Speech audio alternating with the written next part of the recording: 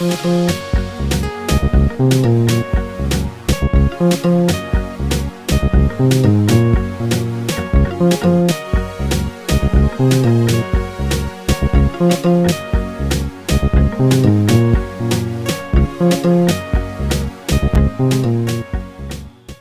ceux qui placent leurs appuis en l'Éternel. Ils trouvent dans leur cœur des chemins tout tracés. Leur force augmente pendant la marche. Mesdames, Mesdemoiselles, Messieurs, bonsoir. Bienvenue dans ma chaîne YouTube, la chaîne la plus prestigieuse. Une chaîne qui parle de Dieu et de sa parole.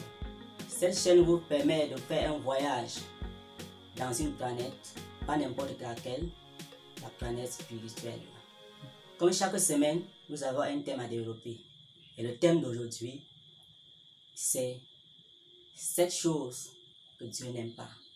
Autrement dit, 7 choses que Dieu a en horreur. J'espère, chers frères et sœurs, que vous êtes convenablement assis, parce que sans tarder, nous allons entrer dans le fond du sujet, dans le développement pur et simple. Parlons vérité, parlons vérité. La première chose que Dieu n'aime pas, les gens hautains. Donc si tu es une personne orgueilleuse, si tu es une personne qui se croit tellement suffisante, si tu es une personne qui n'aime pas voir l'autre, chers frères et sœurs, si tu aimes Dieu, si tu aimes faire sa volonté, il faut changer. Parce que toutes ces choses sont des choses que Dieu n'aime pas. La deuxième chose que Dieu n'aime pas, la langue menteuse. Donc toute personne qui aime le mensonge, qui aime prospérer dans le mensonge, qui disent des choses qui ne sont pas vraies, chers frères et sœurs, ce sont des choses que Dieu n'aime pas. Ça ne sert à rien de dire que tu es croyant, alors que tu n'es pas vrai. Dieu est un Dieu de justice. Donc, il faut être vrai, une personne vraie. Là, tu vas attirer la faveur de Dieu vers toi. La troisième chose que Dieu n'aime pas, les mains qui répandent le sang innocent. La quatrième chose que Dieu n'aime pas, c'est le cœur qui médite les projets iniques.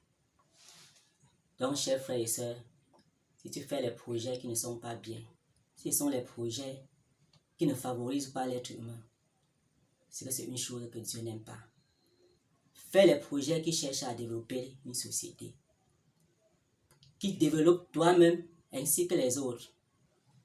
La cinquième chose que Dieu n'aime pas, les pieds qui se hâtent de courir au mal.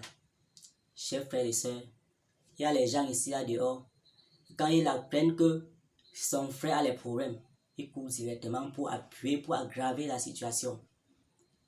Vous-même, vous comprenez que ce n'est pas bien. Au lieu de venir apporter un nouveau souffle à son frère, lui-même, il cherche seulement à aggraver la situation. Si tu es de ceux-là, et que tu aimes Dieu, et que tu aimes sa parole, je crois qu'il est temps d'abandonner cette mauvaise manœuvre. La sixième chose que Dieu n'aime pas, c'est le faux témoin qui dit des mensonges. Chers frères et sœurs, quand tu arrives sur une situation et que bien après on vient demander ce qui s'est passé, il faut relater tout juste ce qui s'est passé. Exactement. Ne cherche pas à enlever la virgule là où il y avait la virgule, le point là où il y avait le point. Dis exactement, parce que tu es un témoin, que les gens veulent savoir la vérité.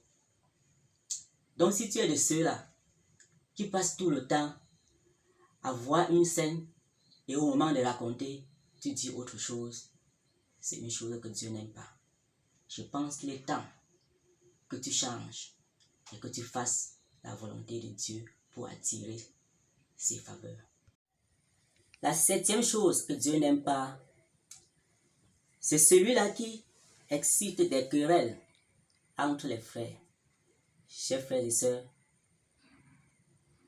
il y a les gens ici là dehors, c'est quand ils arrivent dans un endroit où les gens vivent en paix, en harmonie.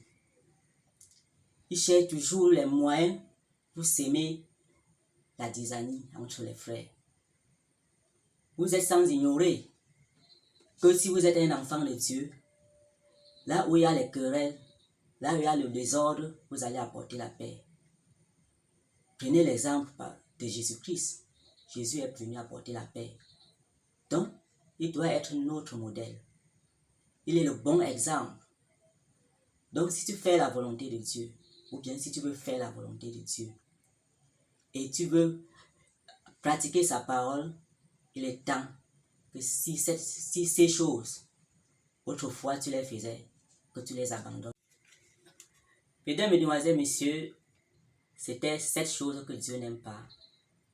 Et nous espérons que ça vous a beaucoup apporté de réconfort. Ça vous a permis d'avoir beaucoup d'éléments pour votre élévation spirituelle. Et si vous avez beaucoup de choses sur lesquelles vous vous êtes intéressé, il faut les laisser en commentaire et partager cette nourriture spirituelle, que votre entourage en profite. Je pense à des parents, à des mamans, à des amis, à des frères. Donc tout le monde doit en profiter. Merci, à la prochaine. Ciao.